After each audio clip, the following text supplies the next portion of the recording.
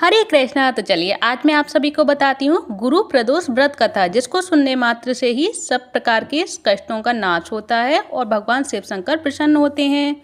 और जो त्रयोदशी तिथि में सायकाल को प्रदोष काल कहा जाता है, वहीं प्रदोष व्रत को मंगलकारी एवं शिव की कृपा दिलाने वाला माना गया है। और गुरु प्रदोष त्रयोदशी व्रत करने वाले को 100 गायें दान करने का फल प्राप्त होता है तथा यह सभी प्रकार के कष्ट और पापों को नष्ट करता है। और इस व्रत की कथा श्रवण करने से यानी सुनने से ऐश्वर्य और विजय का शुभ वरदान भी मिलता है। और जो गुरु प्रदोष व्रत शत्रुओं का विनाश करने वाला भी माना गया है। और श्री सूत जी के अनुसार यह अति श्रेष्ठ शत्रु विनाशक भक्ति प्रिय व्रत है। तो चलिए अब मैं आप सभी को सुनाती हूँ गुरु प्रदोष व्रत कथा, जिसके सुनने मात्र से ही सभी पापों का नाश होता है। तो चलिए जानते हैं ऐसी गुरुवार त्रयोदशी व्रत कथा, जिसको प्रदोष व्रत भी कहा जाता है। और ये प्रदोष व्रत गुरुवार के दिन पड़ता है तो गुरु प्रदोष व्रत कहलाता है। तो चलिए इस बार पढ़ रहा है गुरु प्रदोष व्रत कथा।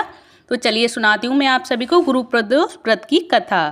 तो इस व्रत कथा के अनुसार एक बार इंद्र और वृत्तासुर की सेना में घनघोर युद्ध हुआ था और देवताओं ने दैत्य सेना को पराजित कर नष्ट भ्रष्ट कर डाला था।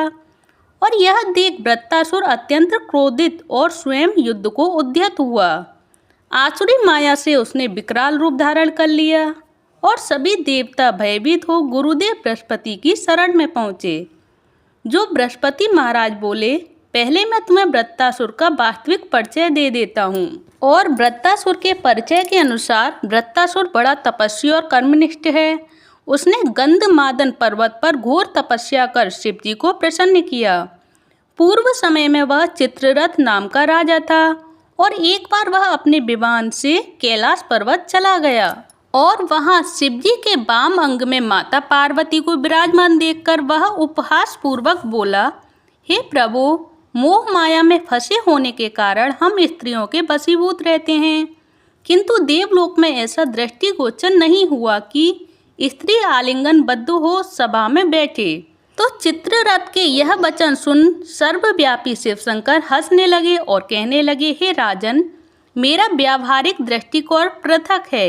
मैं मृत्युदाता कालकूट महाविष का पान किया है मैंने, और फिर भी तुम साधारण जन की भांति मेरा उपहास उड़ाते हो।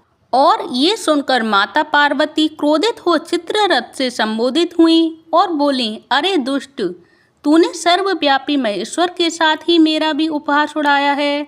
अतएव मैं तुझे वह शिक्षा दूंगी कि फिर तू ऐसे संतों के उपहास का दुस्साहस नहीं करेगा। अब तो दैत्य स्वरूप धारण कर विमान से नीचे गिर, मैं तुझे श्राप देती हूँ।